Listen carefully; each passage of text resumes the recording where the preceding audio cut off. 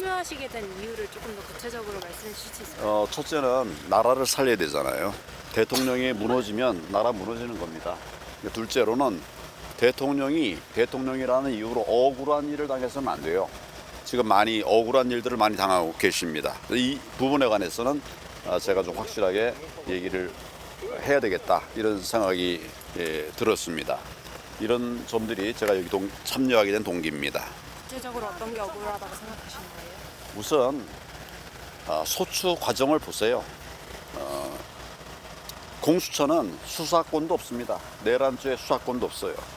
그런 사람들이 수사를 했고 또 본인이 수사를 못하니까 뭐 옆에 사람들도 데려다가 뭐 이런 공조 본인이 뭐리 만들어가지고 해서 우선 수사부터가 출발부터 잘못됐고 또 구속하는 단계도 구속하는 것들도 아주 정말 불법적이라고 나는 봅니다.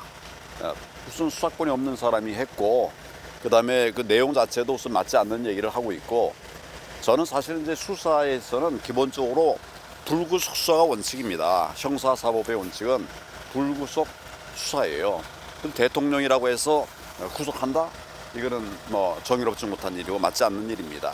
우리 저 법에도 맞지 않는 일이에요. 이런 것에다가 이어서 지금 이제 기소가 되어 있는데 기소가 되어 있는 이 하나하나가 사실은 저는 뭐 굉장히 다 문제를 삼을 수밖에 없는 이런 것들이 많이 있어요. 그래서 우선 내란이냐 이게 내란만 아니라고 생각합니다. 내란이라고 하는 거는 국헌을 물러날 목적범이거든요. 대통령이 무슨 국헌을 물러납니까? 폭동도 없었어요. 여러분 다 보셨지만 이런 것들이 다 잘못된 것이라고 저는 보기 때문에 그래서 대통령의 억울한 점들을 지켜내고 그것이 곧 나라를 지키는 것이라 생각하고 제가 변호인단에 합류를 하게 되었습니다. 그 배경에 부정선거 관련한 것도 있을까요? 부정선거도 있죠. 대통령 자신이 부정선거에 대한 그 어떻게 보면 이번 이제 계엄의 핵심 중에 하나가 본질이 뭐냐를 따져보면 그 부정선거가 하나의 중요한 출발점이 되었습니다. 부정선거라고 하는 것을 아무리 얘기를 해도 되질 않고 국민들이 알지도 못하고 행하지도 않고 이러니까 이제 결국 대통령이 부정선거 얘기를 하게 된 거죠. 대통령이 여러 번 이 계엄이 부정선거와 관련이 있다고 하는 그 때문에 했다고 하는 취지의 그런 말씀을 하셨어요. 저는 이해가 됩니다. 저도 이제 부정선거를 국민들에게 알리기 위해서 많이 애를 썼는데 많은 사람들이 무슨 음모론이니 이래가지고 덮어버리려고 했어요. 그러나 부정선거는 팩트입니다. 팩트를 덮을 수는 없어요. 저는 올해 공안부에 있으면서 부정선거와 싸워왔고 수사해봤던 사람이기 때문에 그냥 없다고 해서 없어지는 게 아니에요. 없다고 해서 없어지면 좋죠.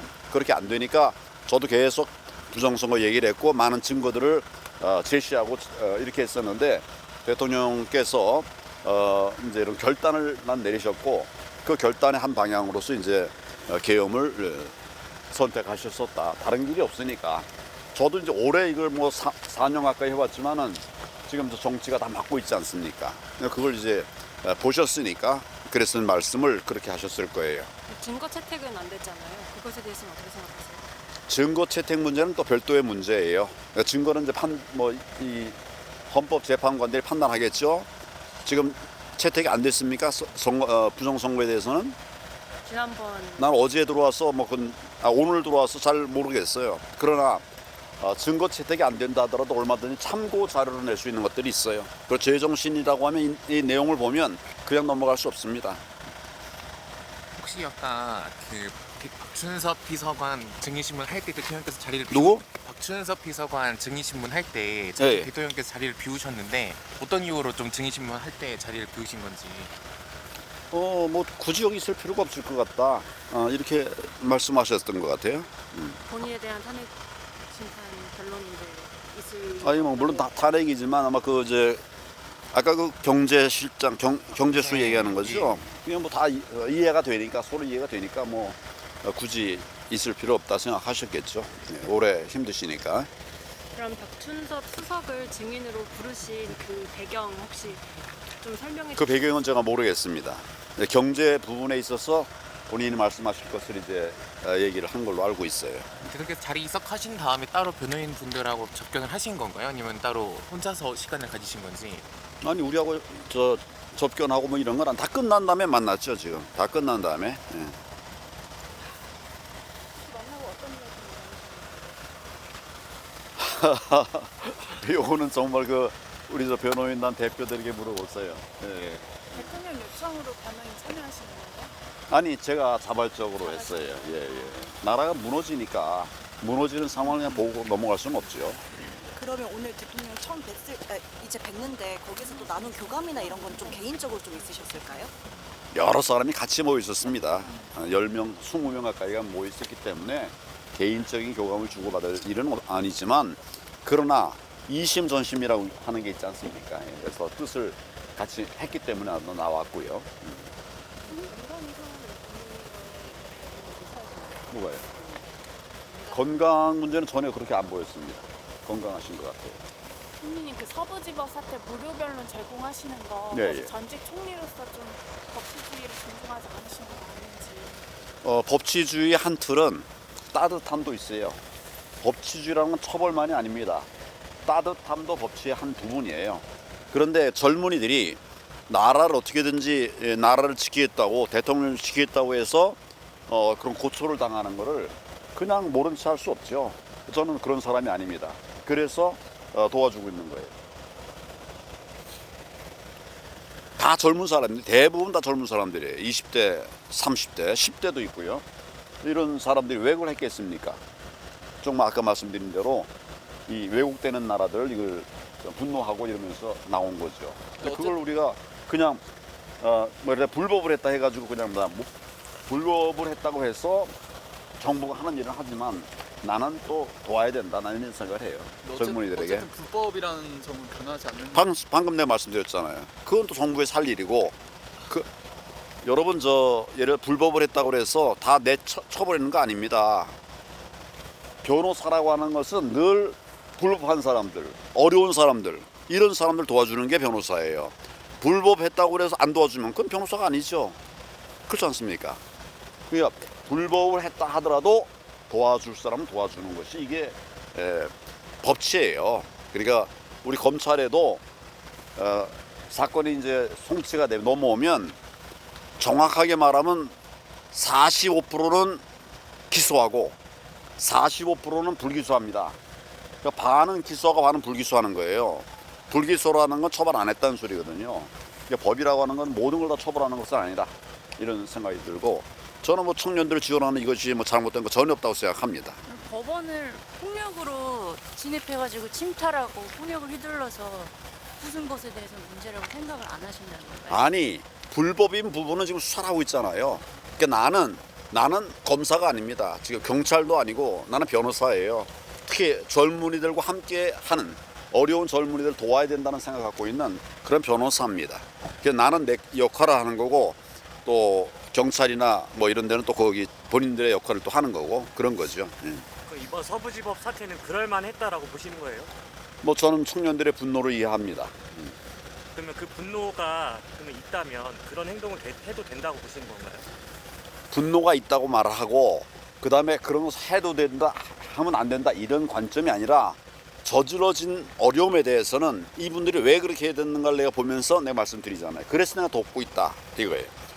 불법하면 도와주면 안 됩니까?